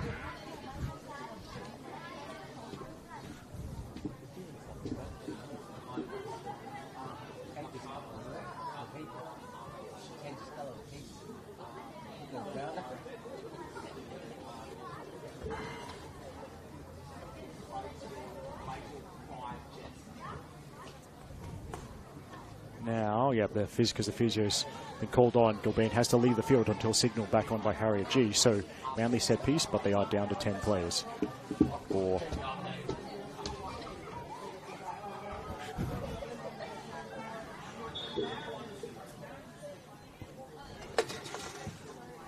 here's the corner. It's over Biasi, header from Souza. Now, Lookmeyer can be a one-woman counter-attack, but Grace Arnold's prevented that. I remember the other one. Important just to get the ball first before Lookmeyer has a chance to run at you.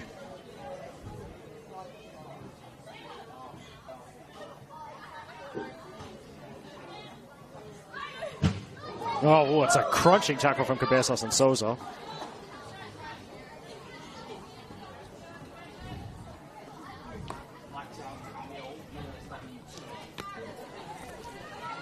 Now, knockdown works for Biasi. And Biasi forced backwards. It's Gray, then it's Vale. And now it's a Bulls throw-in.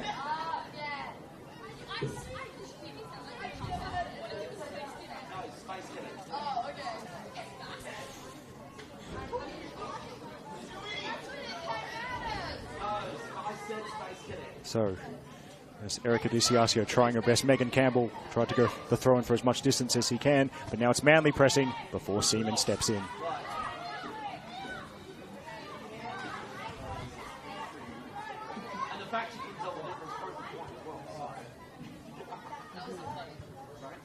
And Gilbane could not keep that in play. I'll say off-frame, Nicole Stewart, who's making her way back to the dugout. I feel like this, it's always the best thing, or one of the best things about this filming position at Cromer Park in the Lucas Neal stand. You can see the subs right in front of you, so you do get, generally speaking, a little bit of warning to know if anyone is coming on.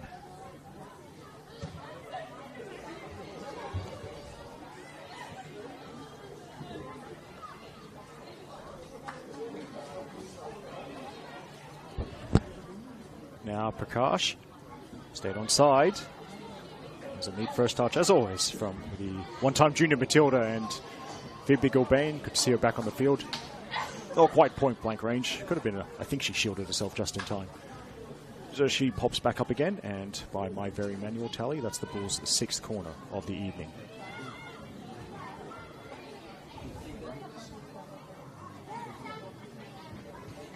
Yeah, everyone's up. Souza, I think, is looking to pick up on any scraps, although she might challenge for this one. Heads towards goal, and there's Jessica Seaman, and Bulls have scored. They have got it done from the set piece, and that's her first goal of the season. Clever knockdown from Souza off a great delivery. And Jess Seaman escaped the attentions of the Manly United defenders, and it could be a crucial goal for Bulls as they look to climb the table. They're about to enter the final 10 minutes of regulation.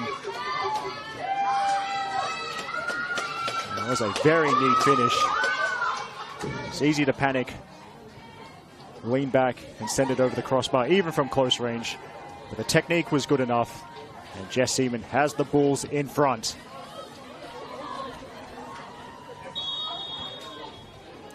So, Manly definitely chasing the game now.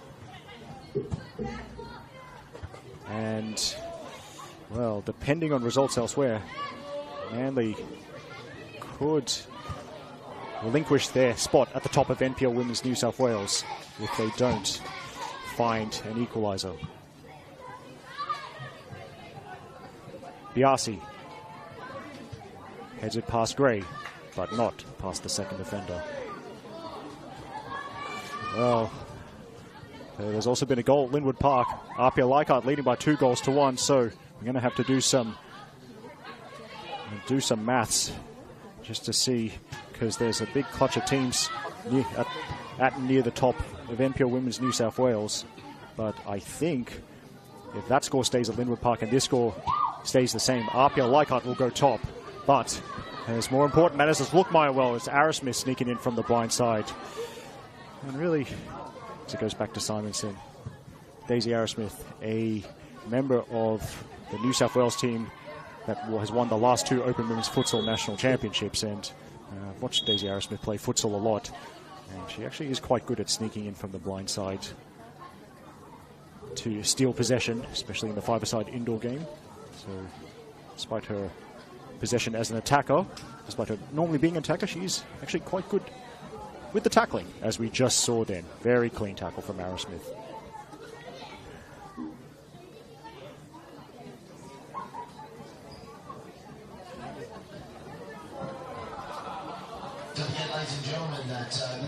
Now, I think Nicole Stewart is getting ready to come onto the field. Yet she's getting some instructions from Tom Hopley.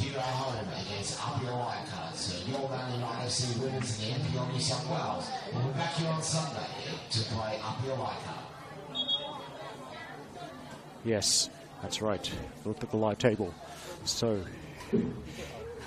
as things stand, RPL Leichhardt will go top. But before that, it's a substitution. Leah Burton, another very tidy shift from the teenager in central defence.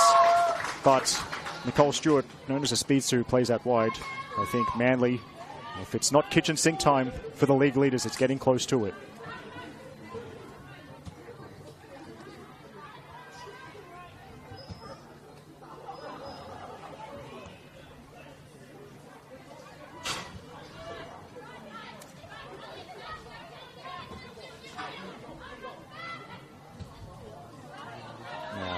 That's not what Manly need.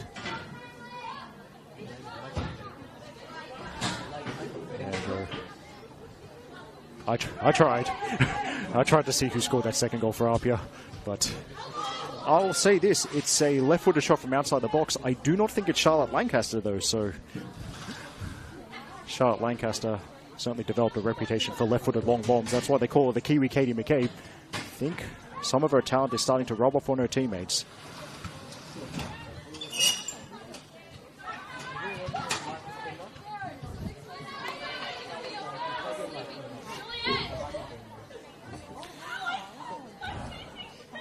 Yes, definitely into the dying stages. Manly United certainly in choppy waters because of that goal from Jessica Seaman. And now Souza goes for distance.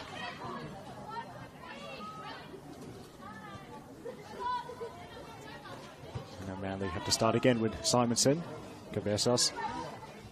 Oh, it's actually plenty of balls available to box him in. Biasi, Gilbane. Gets the header to Prakash. And, oh, it might have been a bit of friendly fire between Jackson and Gilbane. Manly still have the ball. And yeah, Gilbane taking another breather. She's earned a breather. But good to see her back to her feet. As Minette looking, I think, for Arrowsmith. Jess Seaman sends that high into the night sky now. Look, my adventurous first touch. Arnold's got to hurry. And aims for the sideline. Phillips, she will settle for the throw.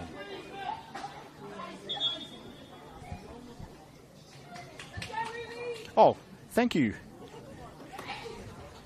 Oh, I've got to thank you to a friend of mine who's tuning in, but it's a substitution.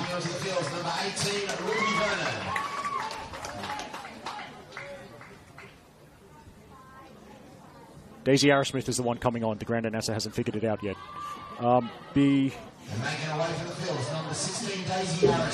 There you go, son. He got there in the end. Now,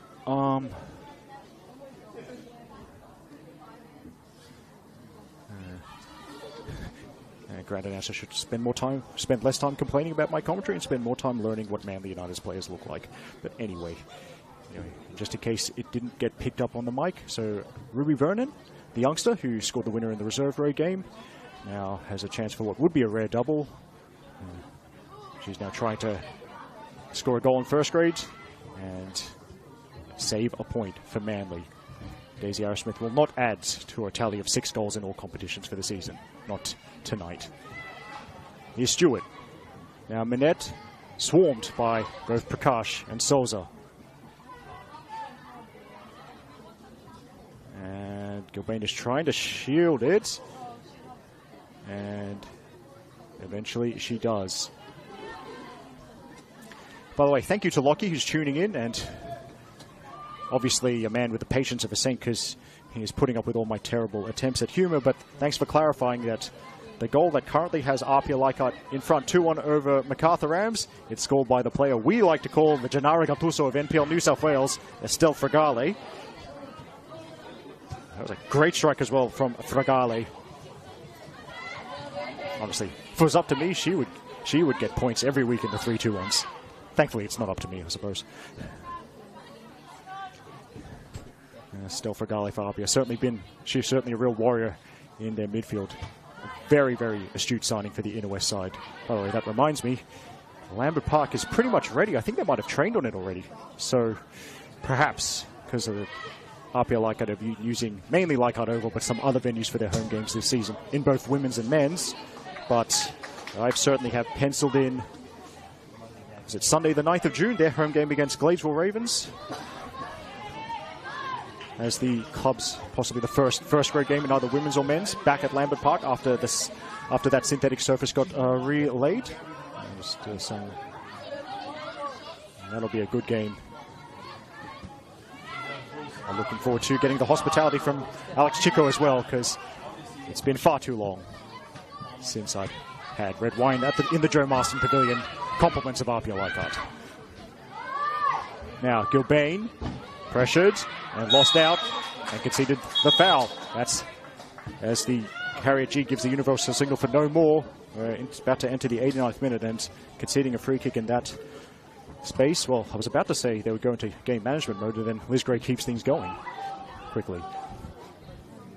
But they go back to Simmons. Gilbane gets there first, but she's also fouled by Patria Phillips.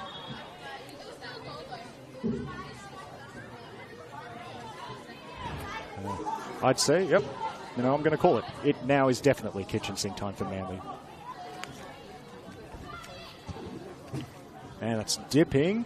It's away from Bozanic, and it's going to be a handball. So is this the chance as we enter the dying minutes? Oh, well, we're very much in the dying minutes. My apologies. There was a late equalizer last weekend on this very patch of synthetic turf. Carly Johnson scoring in the 75th minute to rescue a point for Manly against Sydney University. Wouldn't this be something if the Queens of the Northern Beaches were able to jag a goal at this very late stage of the game, into the 98th minute now.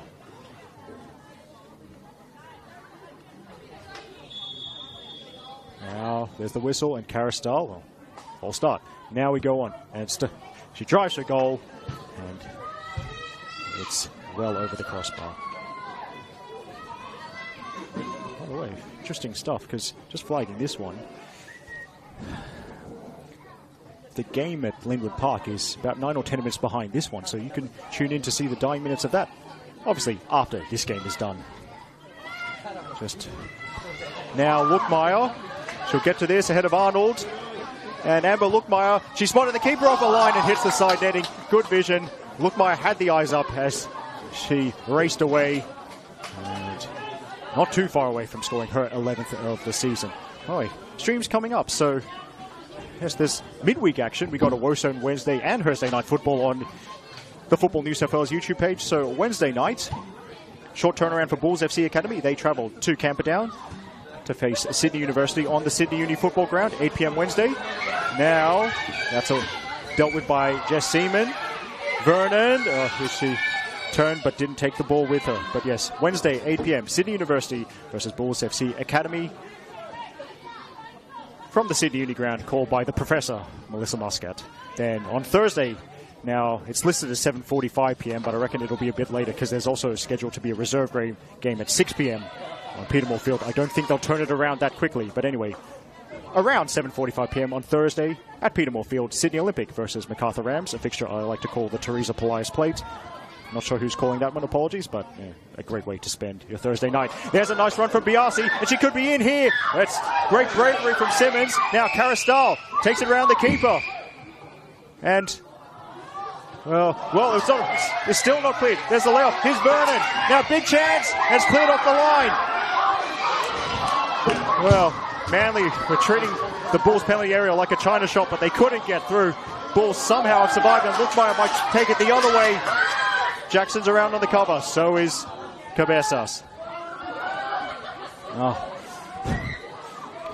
Proper head loss time here. Look at all the spaces there. Here's Gilbane. She'll be another confrontation with Tamiris. Two players who don't give an inch. Bounces it off Stewart, I think. Now here's Stewart. She'll get to this. The crowd rises. Here's a decent delivery. That's a great header. And Seaman saves the corner. Yeah, it's going to be a throw-in. Had about 2 minutes of time added on.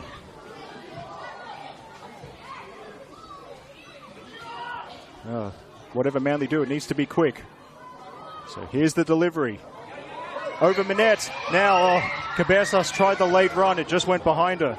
Vital flick from whoever that Bulls defender was. Well, they're all defenders at this stage of the game. Here's Jackson. And overcooks it. Way too much chili sauce on that one. Goal kick.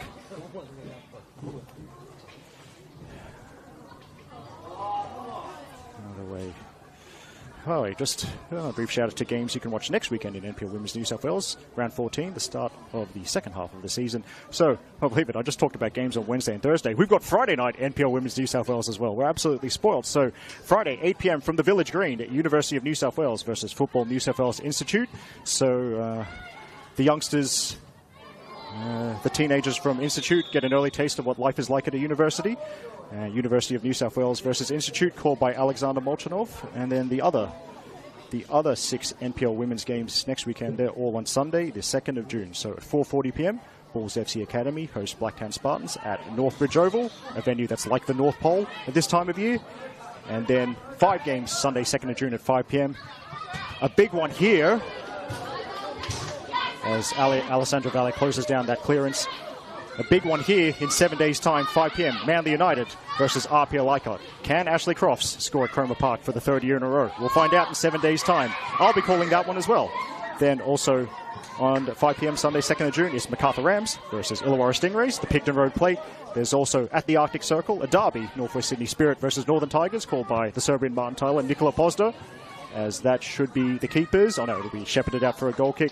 Then there's also Sydney University versus Gladesville Ravens on the Sunday, 2nd of June at 5 p.m. and Emerging Jets versus Sydney Olympic. Next weekend's League One Women's Match of the Round, it's another derby at 3 p.m. from Cook Park, the one in St. Mary's, not the one in Mount Pritchard. The PNFC versus Blacktown City, that will be called by Bo Clements.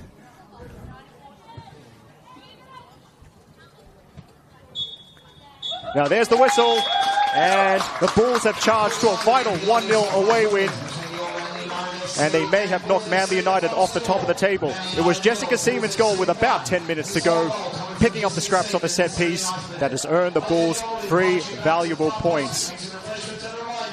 And there's also a great performance in central defence from Jess Seaman as well as Liz Gray, and that defensive platform, it's earned them a clean sheet and it's helped them earn a great victory here at Cromer Park. Well done to everyone at Bulls. Hope you stick around on the Football New South Wales YouTube page for the dying moments of Macarthur Rams versus RPL Leichhardt, called by Nikola Pozda. RPL, last time I checked, was leading by 2-1. There's also you can also watch the second half of the League One Women's Match of the Round between